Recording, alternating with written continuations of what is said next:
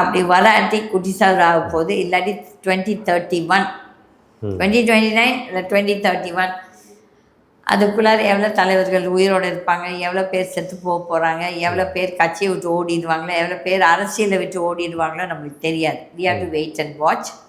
But Tamil Nadu மக்கள் வந்துட்டு அந்த அளவுக்கு முட்டாள்தனமாக இவங்களெல்லாம் நம்புவாங்களான்னு சொல்லிட்டு நம்ம பார்க்கணும். இப்போ ஜெயலலிதா அவர்களோட பெண்ணுன்ட்டு நீங்கள் வந்து மென்ஷன் பண்ணவங்க, அவங்க ஒரிஜினல் பொண்ணு லைம் லைட்டுக்கு பெருசாக வந்ததே வந்து இல்லையே, வர விடாமல் பண்ணுறாங்களா இங்கே இருக்கிறவங்கலாம்? எனக்கு வந்துட்டு பாருங்கள், நான் வந்து அமிர்தா தான் பொண்ணுன்னு நான் எஸ் நோ ரெண்டும் சொல்ல மாட்டேன். பட் அந்த பொண்ணுக்கு நிறைய அவங்க அம்மாவோட மேனரிசம்ஸ் இருக்குது. அந்த பொண்ணு நிறைய மேட்டர்ஸ் எனக்கு சொல்லியிருக்காங்க, விச் ஆல் கொஞ்சம் நியாயமாக இருக்குது.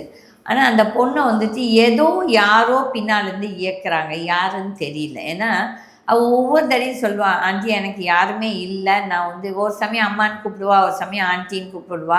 அவள் வந்து நான் வந்து உங்களோட இருந்துக்கிறேன்னு சொல்லுவாள். பட் அதுக்கப்புறம் ஃபோனுக்கே வரமாட்டான். யார் வந்து அவளை இயக்குறாங்கன்னு தெரியல. நான் கேட்டனாலும் அவள் சொல்லுவாள், ஆண்டி நான் இங்கேருந்து என்னால் ஒன்றும் பேச முடியாது. அப்போ நான் கேட்பேன், உனக்கு எதனா ப்ராப்ளம் இருக்குதா, இல்லாட்டி எதனா டேஞ்சர் இருக்குன்னா அதுக்கும் அவளால் ஒரு மனுஷன் ஃப்ரீயாக இருந்தாலும் பட்டக்குன்னு பேசுவாங்க. அந்த பொண்ணு பேசல வந்து ஏதோ ஒரு நிர்பந்தத்தில் உட்காந்துருக்கா.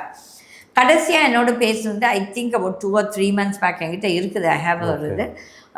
அவள் யார் வீட்டில் இருந்தாலும் அவங்கள வந்து பெரியப்பான்னு கூப்பிட்டு, அந்த பெரியப்பா இறந்துட்டார்.